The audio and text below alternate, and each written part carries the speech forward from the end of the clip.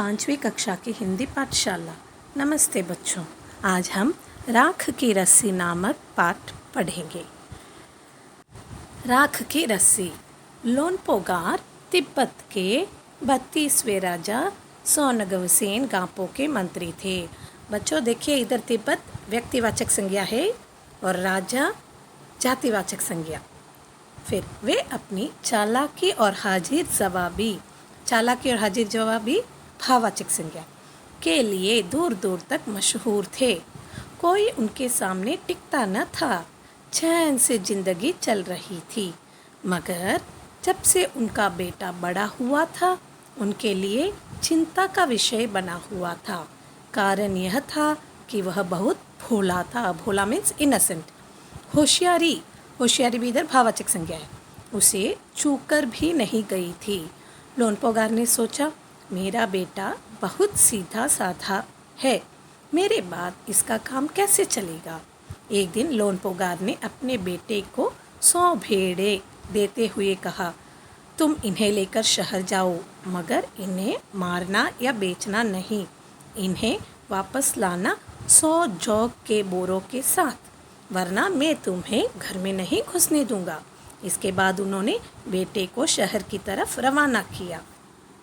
लोनपोगार का बेटा शहर पहुंच गया, मगर इतने बोरे जौ खरीदने के लिए उसके पास रुपये ही कहाँ थे। वह इस समस्या पर सोचने विचारने के लिए सड़क किनारे बैठ गया, मगर कोई हल उसकी समझ में ही नहीं आ रहा था। वह बहुत दुखी था। तभी एक लड़की उसके सामने आ खड़ी हुई। क्या बात है, तुम इतने दुखी क्यों हो? लोनपोगार के बेटे ने अपना हाल कह सुनाया। इसमें इतना दुखी होने की कोई बात नहीं, मैं इसका हल निकाल देती हूँ। इतना कहकर लड़की ने भेड़ों के बाल उतारे और उन्हें बाजार में बेच दिया। जो रुपये मिले उनसे जौ के 100 बोरे खरीदकर उसे घर वापस भेज दिया। लोनपोगार के बेटे को लगा कि उसके पिता बहुत खुश होंगे, मगर उसकी आंख बीती पर उन्होंने ध्यान नहीं दिया। वे उठकर कमरे से बाहर चले गए। दूसरे दिन कहा, पिछली बार भेड़ों के बाल उतार कर बेचना मुझे ज़रा भी पसंद नहीं आया। अब तुम दोबारा उन्हीं भेड़ों को लेकर जाओ, उनके साथ जौ के 100 बोरे लेकर ही लौटना। एक बार फिर निराश लोनपोगार का बेटा शहर में उसी जगह जा बैठा।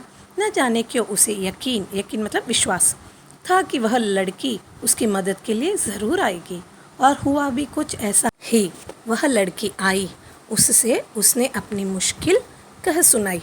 अब तो बिना जौ के 100 बोरों के मेरे पिता मुझे घर में नहीं घुसने देंगे। लड़की सोचकर बोली, एक तरीका है। उसने भेड़ों के सींग काट लिए। उन्हें बेचकर जो रुपये मिले उनसे 100 बोरे जौ खरीदे। बोरे लोनपोगार के बेटे को सौंपकर लड़की ने उसे घर भेज दिया। भेड़े और जौ के बोरे पिता के हवाले करते हुए लोनपोगार का बेटा खुश था। उसने विजयी भाव से सारी कहानी कह सुनाई। सुनकर लोनपोगार बोले, उस लड़की से कहो कि हमें 9 हाथ लंबी राख की रस्सी बना कर दे। उनके बेटे ने लड़की के पास जाकर पिता का संदेश दोहरा दिया। दोहरा मीन्स रिपीट। लड़की ने एक शर्त रखी, मैं रस्सी बना तो दूंगी, मगर तुम्हारे पिता को वह गले में पहननी होगी। लोनपोगार ने सोचा, ऐसी रस्सी बनाना ही असंभव है, इसलिए लड़की की शर्त मंजूर कर ली। अगले दिन लड़की ने 9 हाथ लंबी रस्सी ली, उसे पत्थर के सिल पर रखा और जला दिया। रस्सी जल गई, मगर रस्सी के आकार की राख बच गई। इसे वह सिल समेत लोनपोगार के पास ले गई और उसे पहनने के लिए कहा। लोनपोगार रस्सी देखकर चकित रह गए। वे जानते थे कि राख की रस्सी को गले में पहनना तो दूर, उठाना भी मुश्किल है। हाथ लगाते ही वह टूट जाएगी।